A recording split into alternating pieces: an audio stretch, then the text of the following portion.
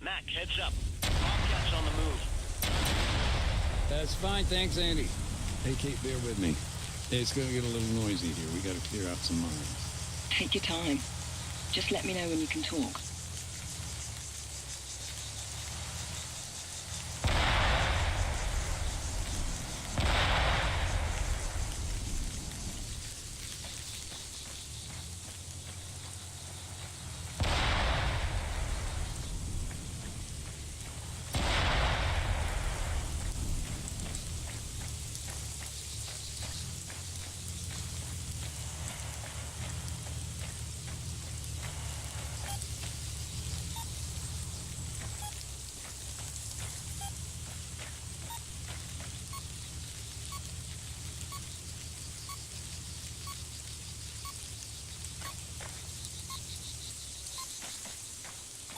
Okay, road's safe now. Bring the van on up. Will do. Also, Mac, the NATO guys, they've kicked in all the doors. You're free to search inside the buildings now. Got it. At least I can get out of the fucking rain. I'll come find you in a bit. Have fun reminiscing.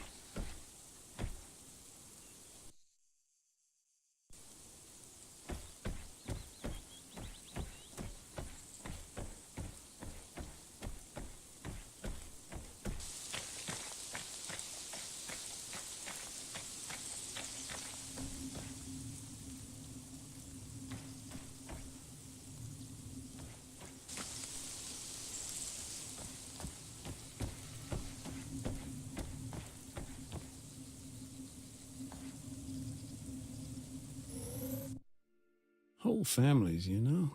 What's that, Nathan? Sorry, I'm talking to myself. Old habit. Just this whole mess. The war. Everything. I focus on my work, get the job done, but now and again, it's hard not to think. What happened to the folks here?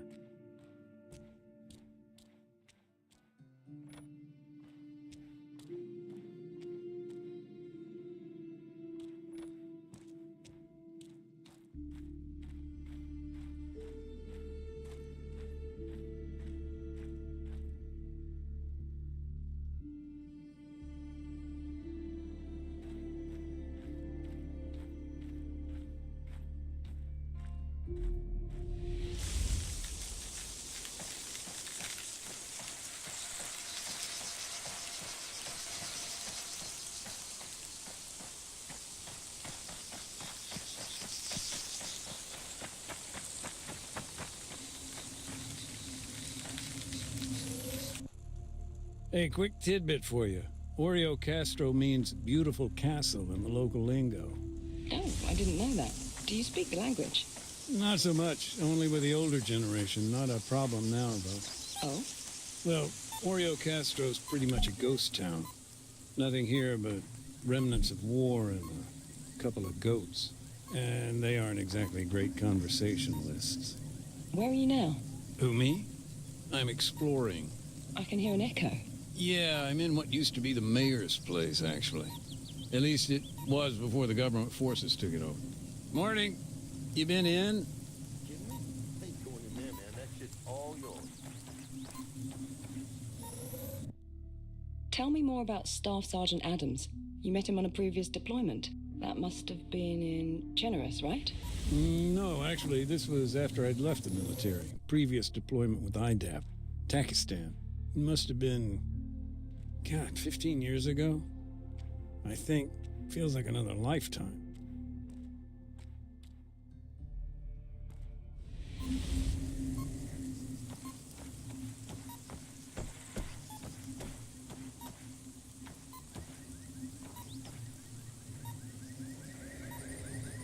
I got a leaflet here.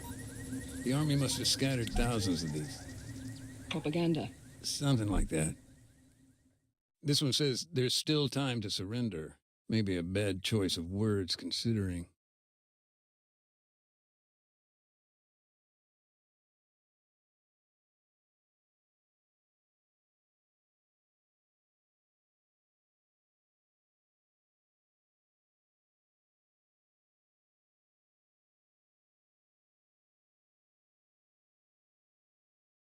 Time to surrender. What's the context here? This was last year, September. These leaflets, they were dropped maybe a day before the fighting began. You see, the guerrillas there, they'd found themselves a new leader. Charismatic, ex-military. For him, this was no time to surrender. Far from it. In fact, he used that time to rally his people, encourage them to resist, build defenses. Meanwhile, the army was setting up for a major offensive. The attack on Oreo Castro, it was no secret. Of course, after the leaflet dropped, IDAP started to pull out of the town. So the little I do know, well, that brings us back to the brother. The one who disappeared.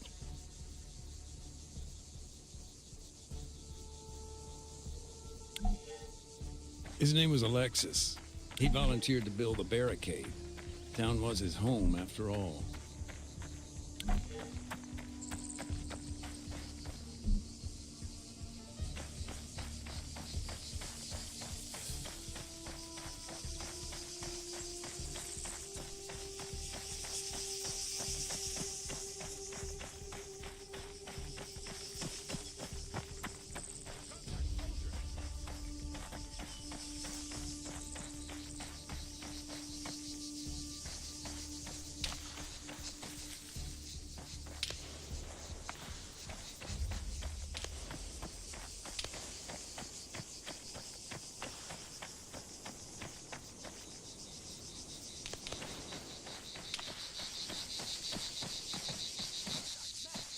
He volunteered to build a barricade. Town was his home, after all.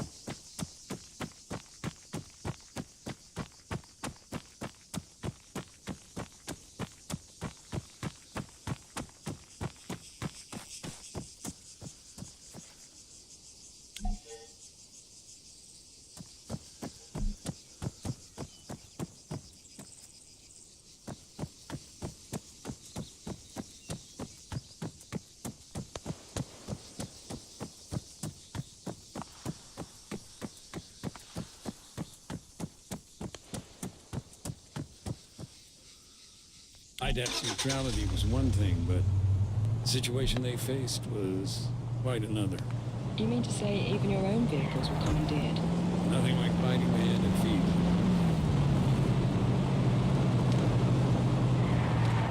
Help me out with some context here. This barricade. I mean, it was crude, right? A gap between two outcrops of rock, natural bottleneck. The guerrillas hoped to block the road by jamming it with vehicles. As for the vehicles in the barricade, the commission actually linked the plates to a number of locals. Of course, several were still missing after the incident, so the investigation made some assumptions. So, these leaflets, they were a warning to the town. Yeah, they confirmed the offensive. The government was concerned about civilian casualties. Don't sound too surprised. So, NATO's message, do you think it was getting through? I mean, according to the laws of armed conflict, that's the principle of precaution, right? Sure, maybe. Or maybe they were just sick of all the extra paperwork.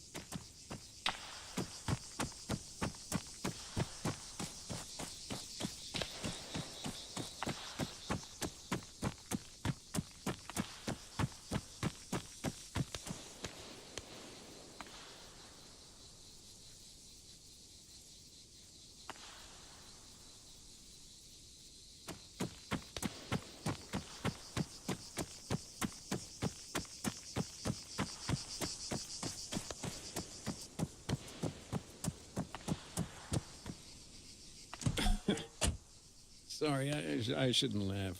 Just, I was thinking, he even took a local priest's car.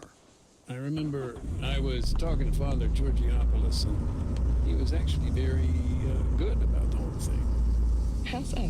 Something about rich men and camels.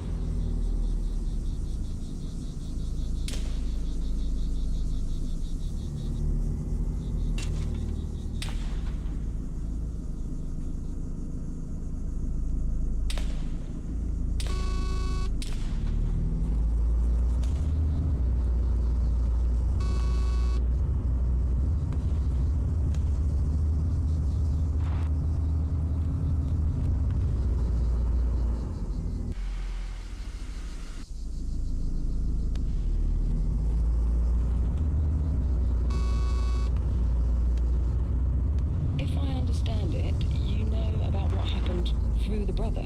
Alexis, was it? Did you meet him? Not directly, but, it's a small town, right? People knew Alexis. After what happened here, I talked to the locals. Found out what I could. The rest of what I know is pieced together from the commission report itself. Actually, that incident report, the evidence you submitted, that's partly why I asked for the interview. I want to gain a human perspective. Well, that's understandable. I mean, for a humanitarian commission, those reports tend to be, A little detached, yes.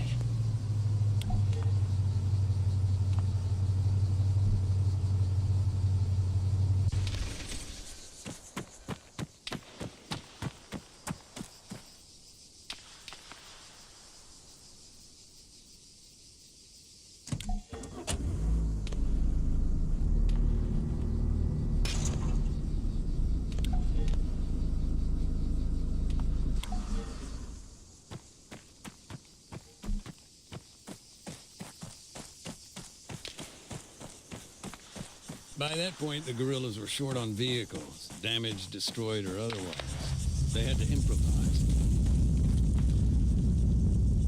Hey, just a thought. You remember the earthquakes back then? Yes, they were quite frequent. Were IDAP at all concerned about that? Oh, yeah.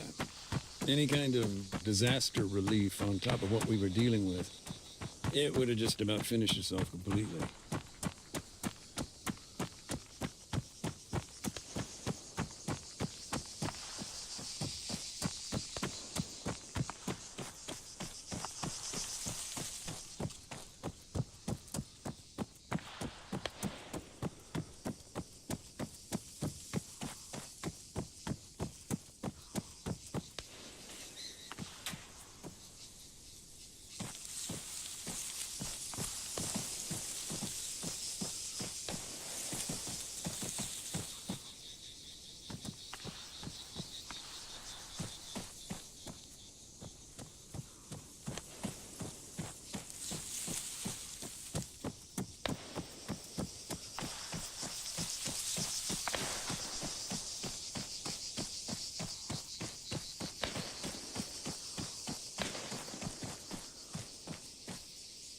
Do you think Alexis, I don't know, thought twice about taking these vehicles? Look, sure, these were his neighbors, but this was their home, and it was under attack. What would you do?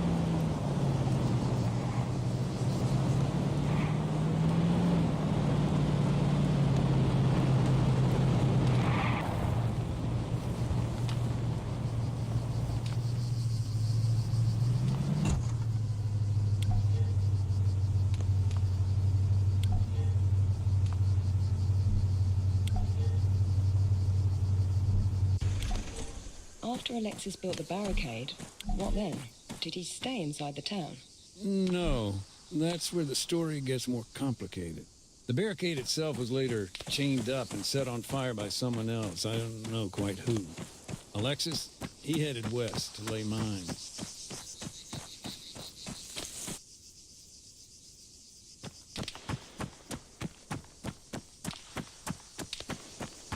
Anti-tank mines were already in the ground. If there's no pull fuse, and so long as they've not been stacked, they aren't too hard to remove. But Alexis, although he didn't use anti-handling devices, he did create a hybrid minefield. AT mines, mixed with APs. That's it, yeah. He put anti-personnel mines around the anti-tank ones, made clearance all that much harder.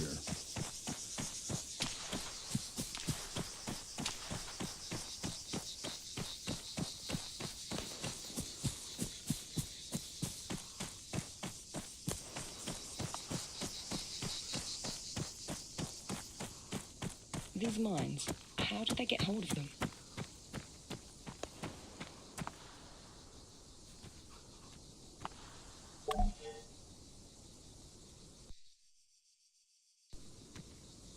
They got them when the government's outposts fell into guerrilla hands. Bounding mines. The type that leaps up a meter into the air before exploding. Nasty stuff. Hell, nowadays they're even made with plastic casing to throw off older types of mine detector. Lovely. Oh yeah, just do yourself a favor. Don't look up Bouncing Betty injuries online.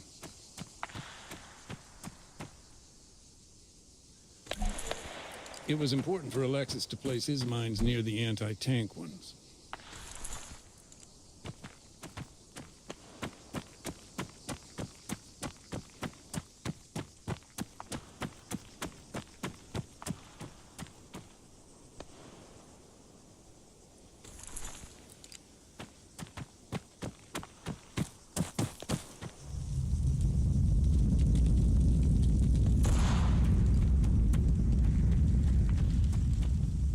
You know, thinking about it, even if we had a record of where Alexis's mines were, it may not do much good.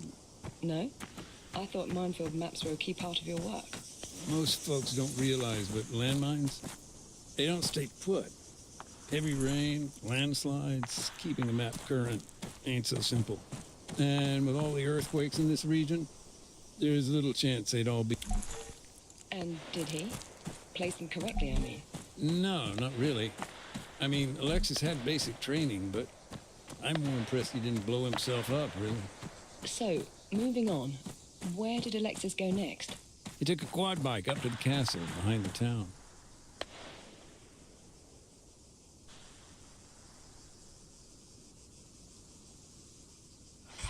The castle? Why? He was needed at Guerrilla's base camp. Okay. His group were running things from up at the castle. Mm-hmm. And I see what you're getting at. Yeah, Geneva Convention's cultural objects, I think.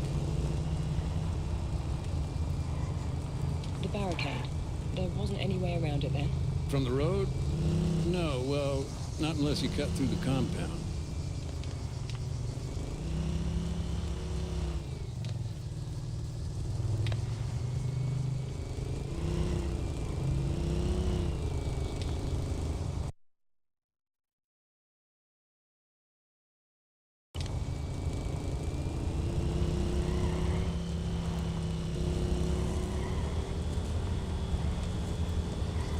Maybe a technical question.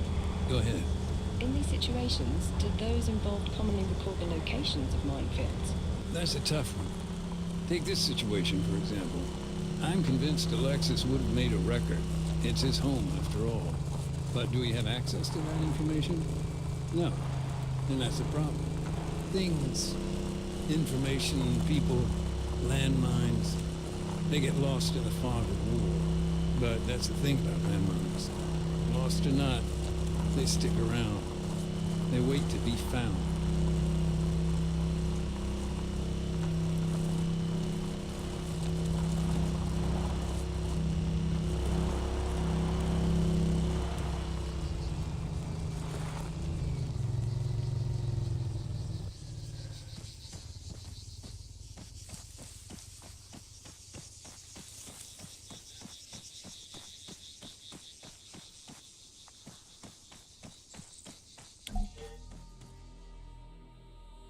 Do you feel these preparations made a difference?